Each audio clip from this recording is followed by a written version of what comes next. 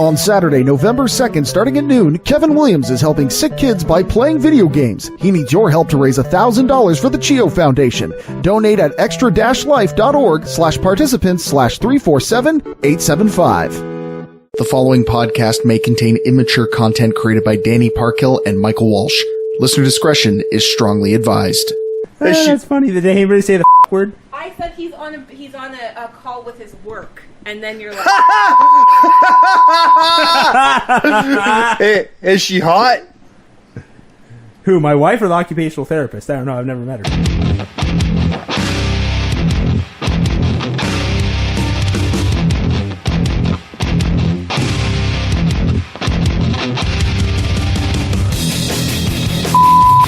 I really don't care that it's 10 o'clock in the morning. I don't think I've never recorded this show without a drink in my hand, and I'm not changing that today. Funny, I've never done it without being high on cocaine. There it is. What are you drinking? I'm drinking a hot chocolate. Oh, okay. With Baileys? No, I don't have any Baileys, so I put a shot of Jameson in there. Me. Right on. That's cool. I'm not drinking anything right now, I'll be honest. I had a couple breuvages last night, so I'm...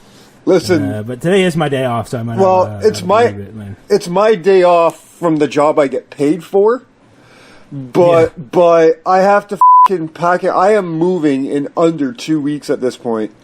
I have to pack, and you seen my fucking house, man. Like, it's big. Like, there's a lot of in this house, so there's a lot that I have to pack and clean and get ready for the move. So that's my day. So I'm gonna need a good starter to my morning. So whiskey and the lasting mark. That's how I start my morning. There it is. Yeah, that's how everybody should start every day. Exactly. Yes. How are you, sir? I'm good, man. I missed you last week. I missed you because I was going to listen to your show, and I started to listen to your solo show, but then you started talking really heavy about AEW, and I haven't watched it yet. Oh, okay. And I don't want it spoiled more than it already has been for me. Fair enough. So I decided to opt out. So once I watch Double or Nothing, then I'll go back and I'll listen to your show. But fair enough. You could have listened to the second half hour without much concern. You reviewed a Moxley match, right? Yeah, I did a Moxley death match. Yeah, from that I hadn't seen before. Oh, okay, from CCW. Yeah, CCW. I looked into it after the fact, and I was right because I think I said I'm like, I think it's just a tournament of death, and I was right. Oh, it okay. was tournament of death. 8. Who was the opponent? Brain Damage. Oh, okay. Yeah. Well, we're definitely going to talk some deathmatch in the second half of the show. But I got to give you some credit here. You've turned me into a bit of a deathmatch mark lately. Yeah, good. Between you and my growing love for Game Changer Wrestling, I've really become more of a fan of deathmatch. We're going to talk about the Tournament of Survival in a bit. But you know what? The one guy that you on a lot, and I understand why, because he's a garbage human being, but a guy I've kind of become a fan of, like from a mark standpoint, is Nick Gage. Yeah. I mean, so let me be clear. I shit on Nick Gage because he's a garbage human being. Yeah. You know, in terms of his work, he's not bad. I've never heard anything about him. In fact, I know people that have either worked in the same locker room as him or straight up have worked him, and they say he's a great guy. Yeah. But you know, he did rob a bank. He robbed a bank. I mean, you know, bottom line is, I mean, I'm sure, you know, and I'm, you know, it's obviously people can change and people will change. And yeah. I hope this is the case here, and hopefully, you know, I'm the in this situation. Well, but you know, I gotta say, maybe it's Gage himself, maybe it's the crowd reaction. But every time he comes out, I get excited. He's super over in those crowds, especially in Jersey, especially in the GCW community. He's very, very over. He's probably the most over guy in the community, maybe tied with Joey Janela. Yeah, that's fair. But yeah, I've definitely become a fan, both because of Game Changer and because, of course, yourself, after our long conversations about it, which you can find back in the archives. Indeed. So if you didn't know what you're listening to, of course, I'm not Danny Parkhill. You know what I'd do if I had $1 million? 2 Michael Walshes at the same time. Ooh, that's sexy. I thought you were going to say craft dinner. I wouldn't have to eat craft dinner. I would anyway, but I wouldn't have to. Yeah, it's true. But of course, this is the last thing, Mark. We thank you very much for being here, right here at WrestleMedia, which you can find at WrestleMedia.ca. What a week we got in front of us, Dan. This is the very lasting mark before Chinlock 5. Yes. And since the last time I talked to you, you tangled up with some of the Chinlock boys. I did, yes. I was at the National Health and Fitness Day show. Chinlock put on a free event for National Health and Fitness Day, and I partook in that. Had a very fun match with Sean McMillan and Rex Orion. I did not come out on the winning end of that one. Ended up eating Sean McMillan's foot to my face. But it was a really, really good show and a lot of a great time. It's always a great time with those guys. So yeah, it was great. How excited are you for next week? Where's the excitement level coming now for June 15th? I am incredibly hyped. I'm not, and that's not me trying to work you and say, "Hey, you should buy tickets because it's going to be a good show." And I'm no. We just spent the last 4 months hyping the show. If you're not hyped for it, you're not going to get hyped. Yeah, now exactly. we're talking shoot now. How? Because I'm not only talking to you as number one, a fan of Chinlock, number two, a member of WrestleMedia there to represent WrestleMedia, but number three, you're part of the Chinlock roster. That's right. You're going to be performing. You're going to be working at Chinlock. Yes, I will be a part of the Battle Royal, the 25-man Royal Rumble. I can't go too much further into that because I'd be giving away plans. But no, I am incredibly like this is arguably the biggest day that I've had as an in-ring worker, as a wrestler, and I say that as a very small part of it. Like this is without a doubt the largest show I've ever been a part of, easily. I think this is the largest show the majority of this roster will be a part of. Let's be honest. Yeah, probably with the exception of a couple larger names on our card, like Tommy Dreamer, Billy Gunn, okay. I'm not really counting the legends. I'm counting the Chinlock roster. The Chinlock roster proper. These guys, or even the guys coming in from Smash. Half these guys, you can't tell me that they've wrestled in front of Bret Hart before. Yeah, no. You know what I mean? Don't remind me of that because it honestly it makes me nervous because I'm like, I remember last when I wrestled. I don't want to bring up any names because just in case people don't want to hear that crap. Yeah. You don't want to bring up names like and stuff like that. You never want to do that. You mother. But I remember when I did wrestle on a show that also involved a legend. And said legend came to me afterwards and said, "Hey, you know what? That went well. Here's where you can improve. Here's what you can do, yada, yada, yada," that kind of thing. That's cool. That was super cool.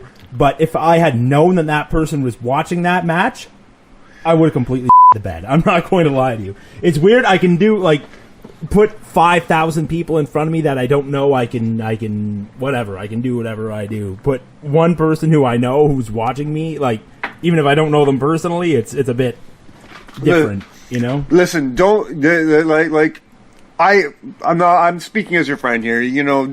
Don't be too nervous. Do your thing.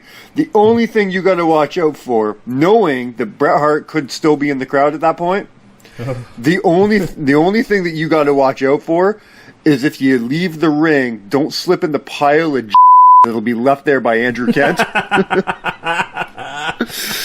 because you know that he will be in the fucking corner going, I'm sorry, Jesus. I'm sorry, Jesus. Just leaving a puddle on the floor, staring Bret Hart in the back of the head. Are you implying that Bret Hart is a donkey show? Well, moving on. That is the reason for the season. We were going to talk a little Bret Hart, considering he is possibly the biggest name at Chinlock this year. Yeah. I mean, he's the headliner. He is the headliner. No offense to anybody else, at this convention, but Bret Hart is. He's Bret Hart. He's Bret Hart. I mean, it depends. It's subjective. It depends who you're talking to. You're talking to Andrew Kent, and he's the biggest star in the world. You're talking to a guy like myself, and I'm more upset that I'm not meeting Tully Blanchard that day. I was about to say, if you start over Tully Blanchard again, I swear to God, he touched my hand once he walked past me. He did. I smelled his scent. It's true. When this is all over, I think me and Tully Blanchard should get an apartment together. I smell a sitcom. Yeah. So let's take a couple minutes and talk some Bret Hart memories. Yeah, man. Why don't you start us off? What's one of your favorite Bret Hart matches? Obviously, if you're talking favorite Bret Hart matches, you got to talk about his WrestleMania 13 match with Steve Austin. That is still the greatest WrestleMania match in history for me personally. It's way up there. It's got to be. Yeah. I don't care. I get it. I know what Taker and Michaels have done. I know. I've watched those matches. I get it. Nothing will beat Austin and Bret Hart from 13. They saved a WrestleMania 11 mediocre card. You know what I mean? 13 could have been 11 if it wasn't for that match. Yeah, because there was nothing really else to save it. I mean, what else was on that card? There was Taker versus Sid. Taker and Sid. Owen Michael sat that WrestleMania out, right? Am I right on that? Michael sat that at the commentator booth. What would we have? I think we had Triple H and Goldust, which was actually a good match. Yeah, and we had that triple or 6-man tag, which was the Nation versus the LOD and Ahmed. Okay, that was memorable. At the very least. But it wasn't great. So maybe it wasn't 11 bad. It was memorable, but it wasn't. It was memorable because of Bret Hart and Steve Austin, exactly, and arguably the street fight only because that was not something you saw too often in that day. Mm-hmm. It was okay. But that match, anybody who, and I'm not just talking about submission matches, anybody who wants to learn how to do proper psychology in a wrestling match, number one, watch a Bret Hart match. I mean, the guy is, to me, maybe the third best psychologist in the ring. All right, you gotta ask, who's the first two? Roddy Piper and Jake Roberts. Okay, that's fair. I'm not gonna argue with that. But when it comes to really telling a story, I'll go on to one of my favorites is WrestleMania 8. Against Piper. Bret and Piper for the Intercontinental title. You want to tell? So I showed that match to my friend John, who has never watched a wrestling match in his life. Okay, I wanted to turn this kid into a fan. It still might happen. We're trying to make a podcast out of it, of me trying to turn this guy into a fan. Right on. And the very first match I ever showed him was Bret Hart and Roddy Piper. And at the end of the match, he looked at me and he goes, I never knew that two men could tell an actual story without talking. Yes. That's what guys like Bret and Piper were best at. Yes. They were great workers in their own right, but they could tell a story through, well, not even by saying anything, but in Piper's case, also by saying things. And Bret was so good. I think he's been overshadowed by his stuff with Shawn Michaels. Now I'm gonna be perfectly honest. If I'm listing my top 10 Bret Hart matches and my top 10 Shawn Michaels matches, the other's name do not appear on the other's list ever. Yeah, and I agree with you. I'm thinking off the top of my head, top 5 of each, and I can't say a Brett versus Shawn matches on either. There's no Brett versus Shawn matches. I'm not saying the matches were bad, but they're not the top 10. That just shows how good these guys are. Exactly. Because before you talk about those matches, you got to talk about, well, first of all, if Shawn is Mr. WrestleMania, Brett better be Mr. SummerSlam. Yeah. Because look at his SummerSlam matches. Davey Boy Smith at Wembley, holy crap. Fantastic. Yeah. One of the greatest SummerSlam matches of all time. Mr. Perfect, one of the greatest matches of all time. These are some of my favorites. And Owen. And then Brett. And then you have Owen. WrestleMania 10 is my second favorite WrestleMania match of all time. Next to Brett versus Austin. Yes. It's kind of funny that Brett's not even in my top 5 favorite wrestlers, but he's probably got 6 of my favorite WrestleMania matches. You know what I mean? Yeah, when put in the ring with someone who, well, I mean, you say I say that. I was about to say with someone who can tell a story as well. Brett makes it that much better, but he doesn't even need that. Like look at the whole thing with Tom McGee, right? That was the whole storyline. I was like, Tom McGee was the shit, but Bret Hart made him look like $1 million. Bret Hart had a great match with him. Yeah, exactly. But no, I agree, and that though you just hit on the other 2 matches that I want to bring up. His 294 matches with Owen, WrestleMania 10 and SummerSlam 94. No, I'm glad you bring up SummerSlam 94 because a lot of people, I have people in my personal circle shit on that match all the time because they hate the finish. I have nothing against the finish of that match. Do you have a problem with the finish? No, I mean it worked, right? I mean, right. You had to figure out a way to keep everybody strong in that match.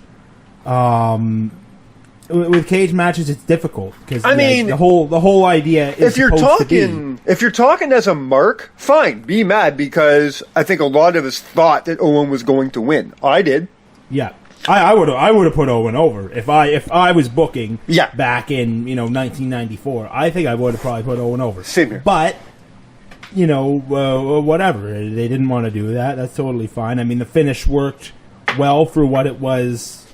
They want to put both guys over. But if you're not going to put it on Brett, they didn't want to let him, they could have easily just put Brett over clean. Yeah. But they didn't do that. And that's after Owen beat him clean. Yeah, exactly. And Owen, now mind you, Owen is one of those guys that he could take a clean loss and build himself back up with no problem. He was one of those guys. That was his big talent. As great as a babyface as he was throughout the late 80s, throughout the 90s, at the end of the 90s, he became this very strange heel. How would you rank Bret Hart's heel run? Because I personally loved it. I thought he was a great heel. He was a great heel in a company that was not able to take a great heel at that time. What I mean? I don't know what you mean. WCW was I'm not talking about WCW though. Oh, okay. I'm sorry. I thought you said the late 90s, so I assumed you were talking WCW. Well, I consider 1997 to be the late 90s. Okay. Well, that's now we're talking something different. Okay. That worked fantastic. Yes. I'm talking the Canada versus the United States kind of that story. I do not ever remember anybody being able to be a heel in one country and a face in the other and do what he did at that point in time.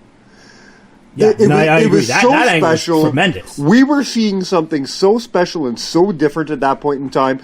Yet I was that oddball. I was that guy. I couldn't cheer for Brett. I was still cheering for Austin at that time. But it was even harder for me because I didn't want to cheer for Shawn Michaels either. But DX spoke to me. You know, it was such a hard time. It was such a hard time because I didn't want to cheer for anybody. I wanted to cheer for Owen, but now he's with Brett, and I was never a Brett fan. Even in '94, I was a Owen fan, not a Brett fan. You know what I mean?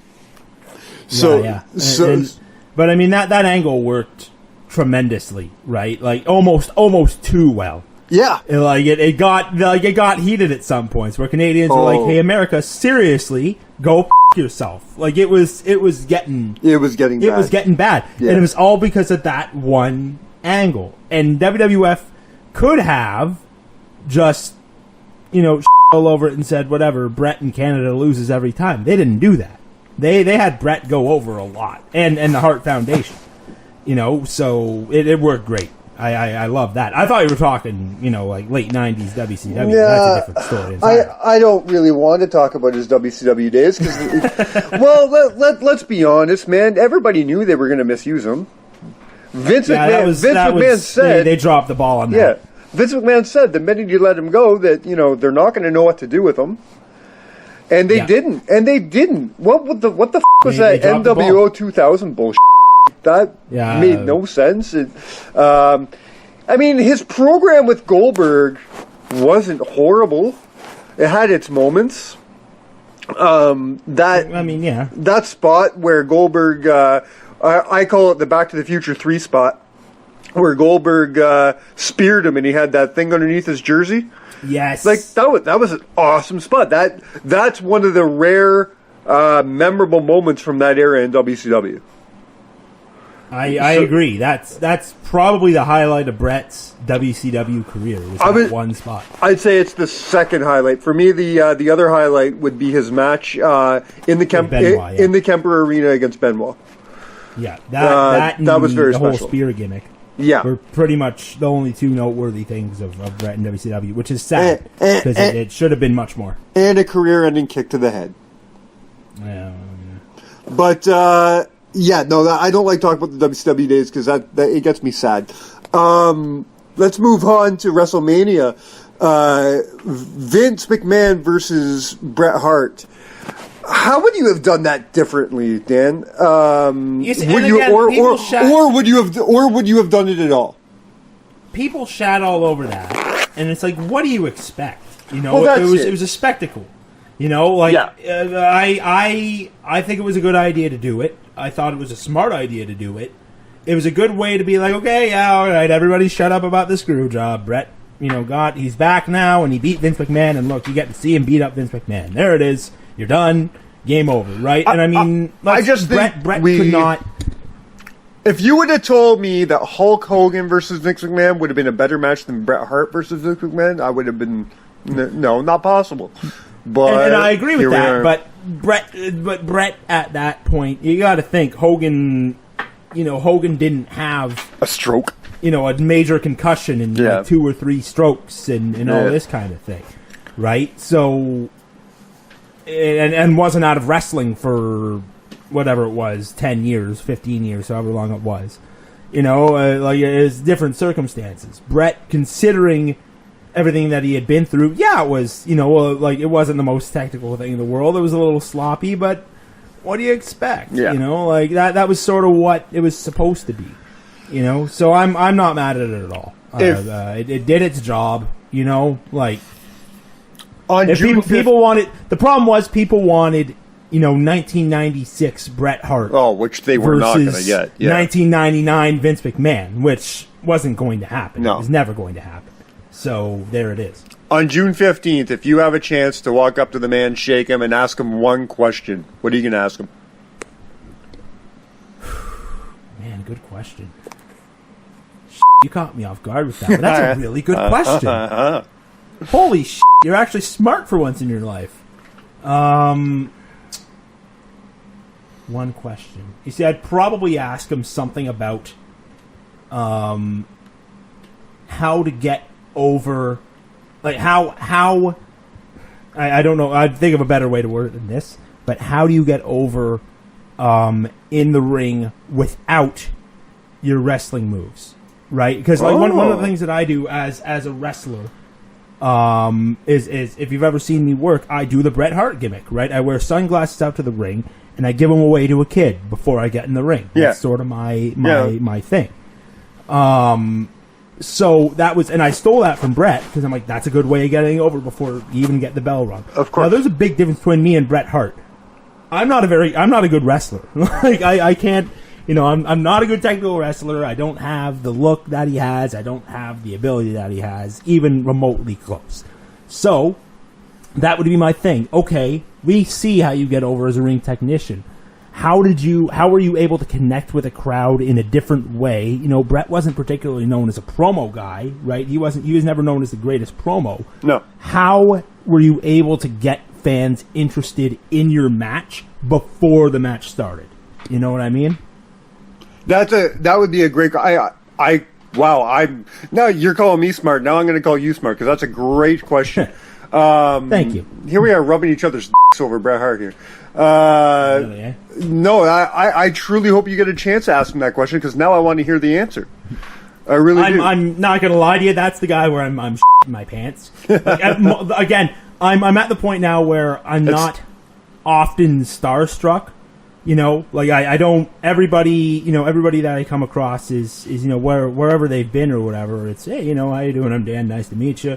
Yeah. Whatever, that kind of thing, right? Very, very simple. That's what I did with Dreamer when I first met him, and Vicky Guerrero, and Tito Santana, and Ricky Steamboat, and all those guys. But Bret is, I don't know, man. Like, that was a guy that I grew up, like, when I was a kid, he was my second favorite next to Undertaker. So... He's a Hall of Famer. He's a 5-time WWF champion. He's one of the men who made the Intercontinental title special. He's one of the men who made the tag team title special. He's Bret Hart. Exactly. And even if you weren't a fan, because I did not grow up a fan, I am literally sitting here. I wish you could see me right now. I'm sitting here wearing my Owen Hart t-shirt. Okay? I'm literally wearing my Owen Hart t-shirt right now. So even if you weren't a fan of him, he's not just Bret Hart. He's a Hart. He is the son of Stu Hart. He is the brother of Owen Hart. He is, a product of Stampede Wrestling. He is wrestling royalty. So even if you weren't a fan of his growing up, you got to respect the man something fierce. Yeah. I have my problems with the guy here and there with some of the things he said and stuff, but I'd be marking out just like you if I was to meet him. I'd be stumbling all over my words. Yeah, that's the thing. I'm not starstruck often, if at all. That, I'm not gonna mark out or anything because, I'm in a professional setting. I can't do that. But I have to say, I'll be marking out internally. Yes. All right. So let's of course, before we move on, for the very last time. This is the last time we'll say this on this show. If you want to see Bret Hart, if you want to meet Bret Hart, go check out if there's any VIP tickets left. I doubt there is, but there's a good chance. Check it out.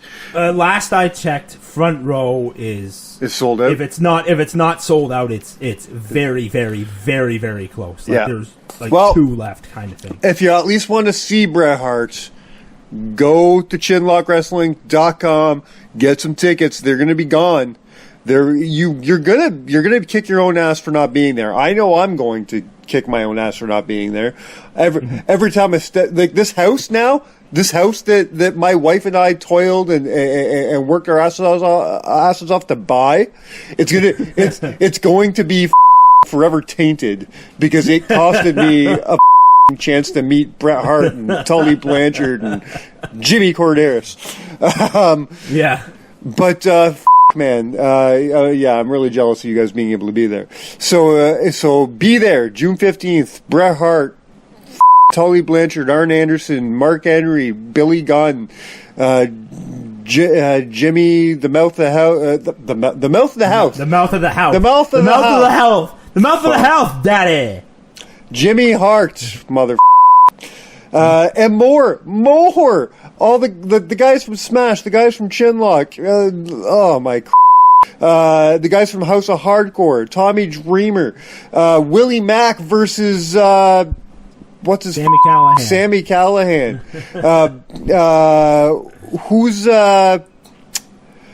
Who's Jesse Mack facing? Jesse Mack is in a fatal 4-way match for the Chinlock Wrestling Championship. Jesse Mack defends against Beautiful B, Addie Starr. Oh, yeah. And another special guest, Madison Rain. That's right. And, of course, don't forget, Bill Welichka is going to be there. That's Much Music's Bill Welichka taking on CJ Felony. Hopefully getting some comeuppance from Chinlock 4. Yeah, hopefully getting some comeuppance from just the other day at Chinlock National Health and Fitness Day. Bill Welichka was our ring announcer.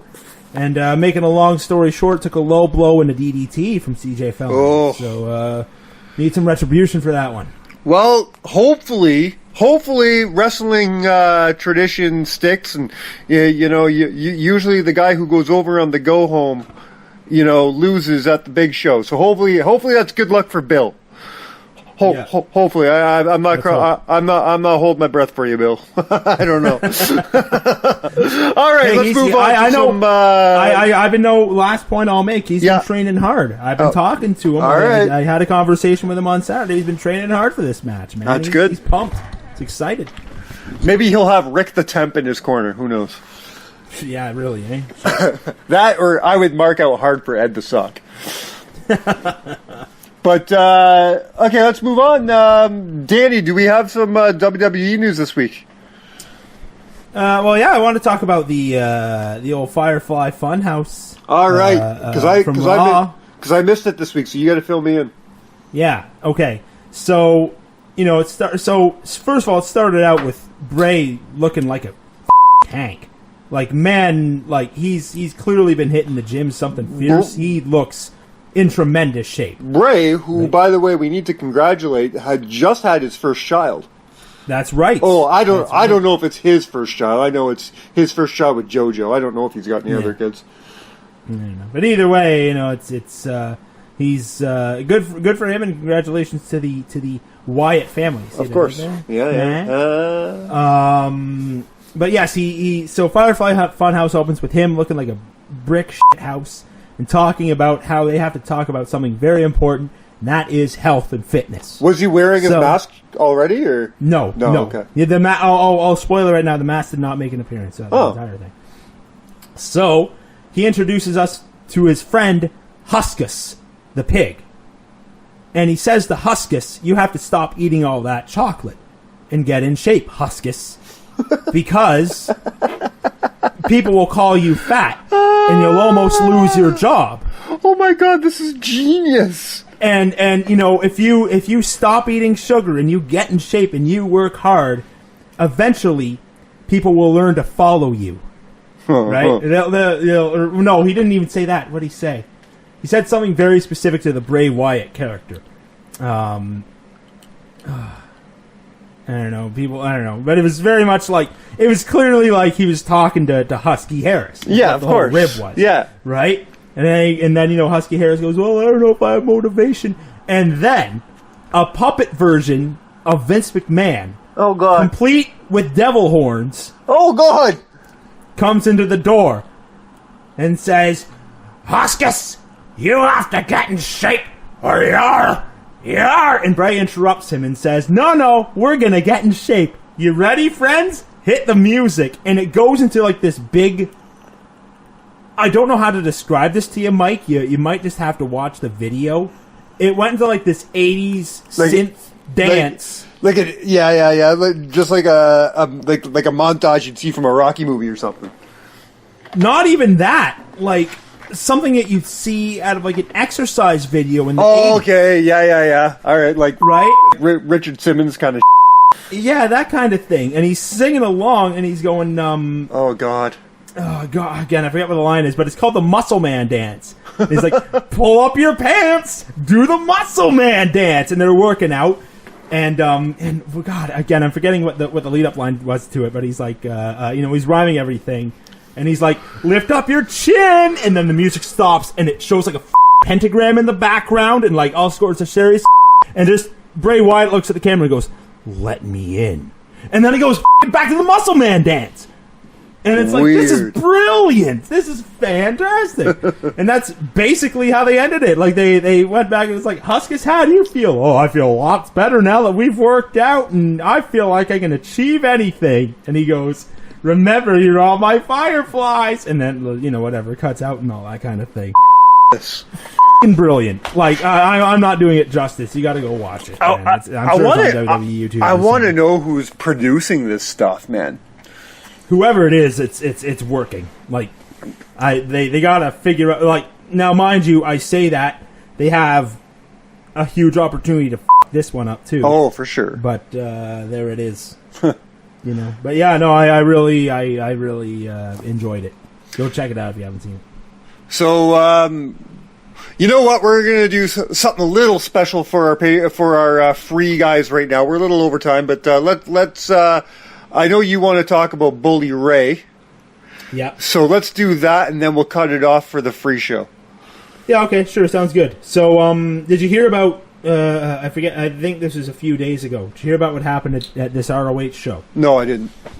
No. Okay, so important things to know is that Bully Ray now is working backstage, right? Yeah, I knew that. Because he's one of the writers, right? Right, yeah. So I guess this fan was, you know, whatever, front row, second row, that kind of thing, and you know, by his own words, he's being the traditional wrestling fan, booing the heels, cheering the faces. Now, I don't know what he was saying to these people, which is why I say take this story with a bit of a grain of salt, because like, you know, there's some things, you know, if you're saying boo, you're a bad heel, go. You know, shit your pants or something like that. That's one thing, but you know, calling people slurs and that kind of thing is something else, right? So, bottom line is, I guess first match, I don't even know what the matches were, but it involved Mandy Leon, right? And she was a heel, and you know, whatever. This guy's trash talking or whatever. And long story short, it ended up with her spinning on him, which.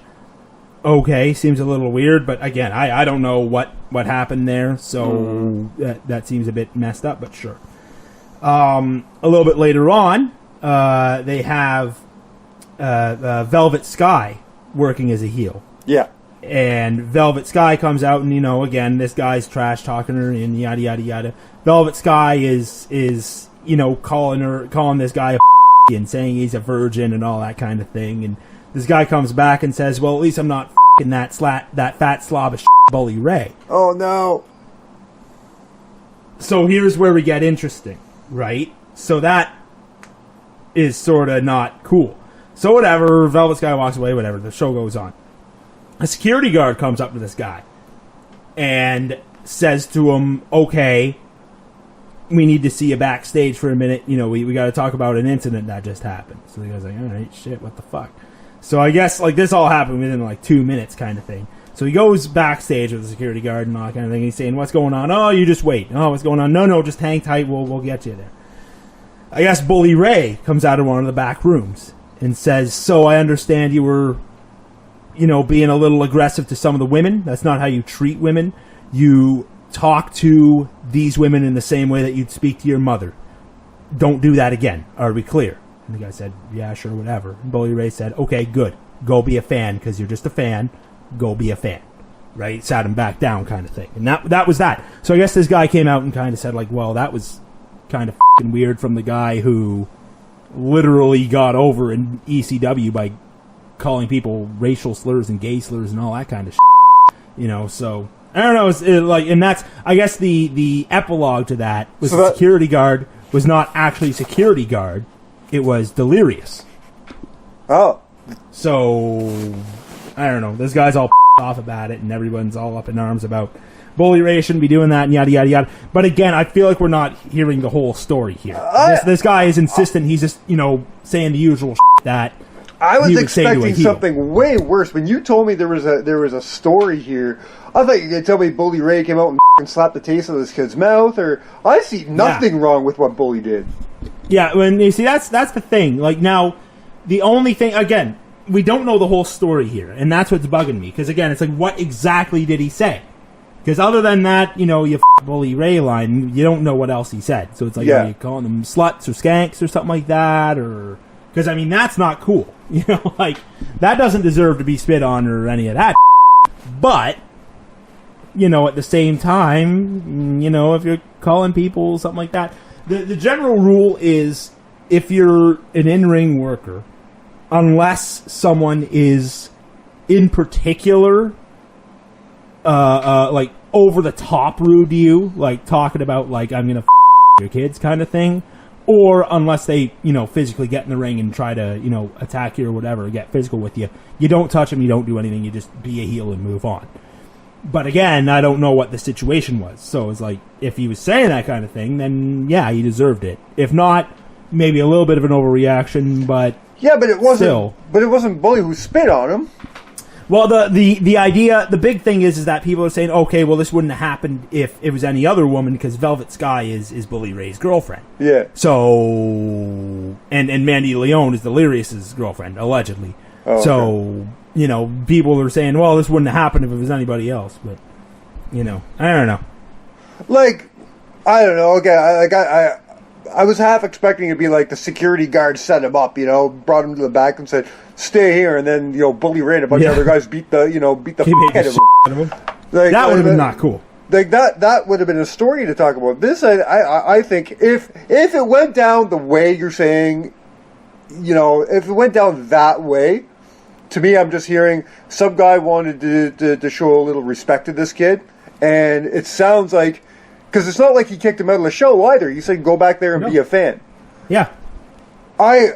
I'm down with it, man. I'm okay. I think maybe this should happen more often at indie shows. Again, well, I'm on the fence with it, because again, if it was just the guy saying, you know, whatever, the usual stuff that you would to a heel, that's one thing, and maybe a little bit of an overreaction. But if that isn't the case, and there's something we're not hearing here where he was a little bit more rude, fully deserved.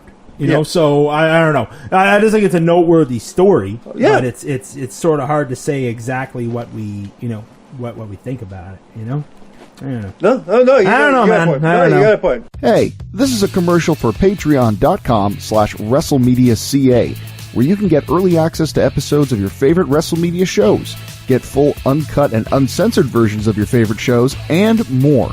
Don't want to hear this commercial on your podcast anymore? Sign up at our main event tier and get these episodes ad-free. Want to hear your own commercial here instead of ours? We've got tiers for that too. Visit patreon.com/WrestleMedia.ca and join the WrestleMedia revolution today. All right, all right, let's say goodbye to the you freeloading bastards. Get the out of here. Put your kiddies to bed. Believe it or not, I've been holding back this whole time to save Danny some work. Now I can let the train roll. Right, say bye to the freeloaders first, so I can cut this out.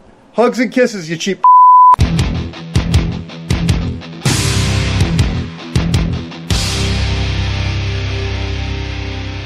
This has been a presentation of WrestleMedia, where everything is wrestling and wrestling is everything. Here's what you're missing out on right now over at patreon.com/WrestleMedia.ca. Adam brought up this show, and he did tell us that Sasuke was going to be there, but he also told us Kenta was going to be there, and he wasn't! Want more? Sign up now at patreon.com/WrestleMedia.ca.